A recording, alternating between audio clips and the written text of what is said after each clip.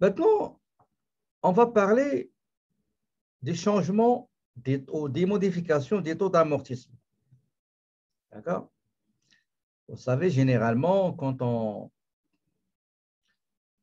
achète une immobilisation, on estime la valeur résiduelle et le fabricant il va nous dire voici la durée de vie utile de cette immobilisation ou cet actif immobilisé acquis. Parfois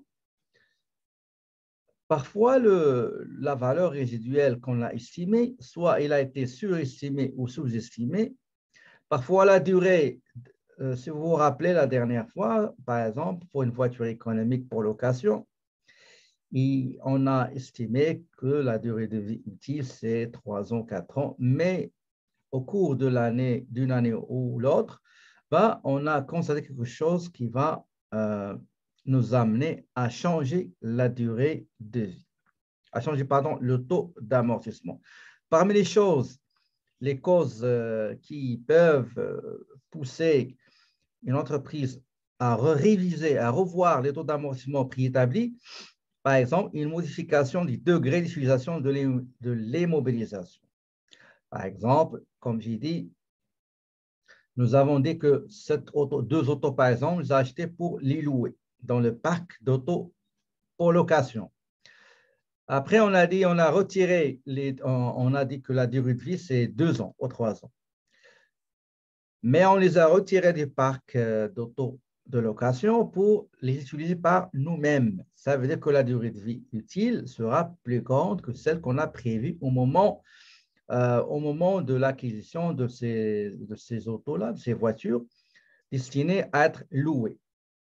Donc, puisqu'ils ne seront pas loués, ben, on va les utiliser, la durée d'utilité sera plus grande. Donc, on va changer, bien sûr, le taux d'amortissement sera révisé et modifié. Par exemple, une immobilisation, comme j'ai dit, il est devenu hors service. Des dommages matériels qui réduisent la durée de vie utile de l'immobilisation, etc. Donc, je ne vais pas lire tous les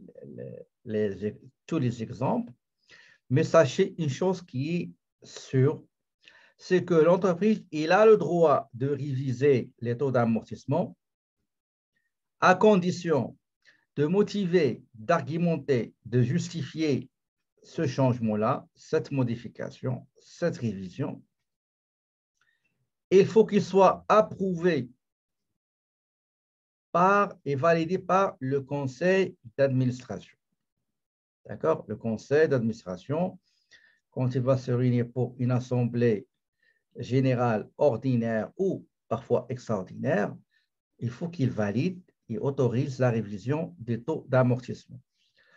Quatrième chose, c'est que ce procédé-là, il faut l'expliquer dans les états complémentaires, les informations complémentaires annexées aux états financiers. Ça veut dire que le lecteur des états financiers, surtout en ce qui concerne la partie de l'immobilisation, ben, il va aller chercher les justifications, les circonstances de modification du taux, les anciens taux, les nouveaux taux, l'incidence, l'impact, etc. Tout un petit comment dirais-je, un petit aperçu sur les raisons, la méthode, l'ancienne méthode, les nouveaux taux, l'impact sur bien sûr, sur le poste d'immobilisation, etc. Donc, ça, c'est parmi les conditions qu'il faut respecter pour que l'administration fiscale accepte la révision ou la modification des taux d'amortissement.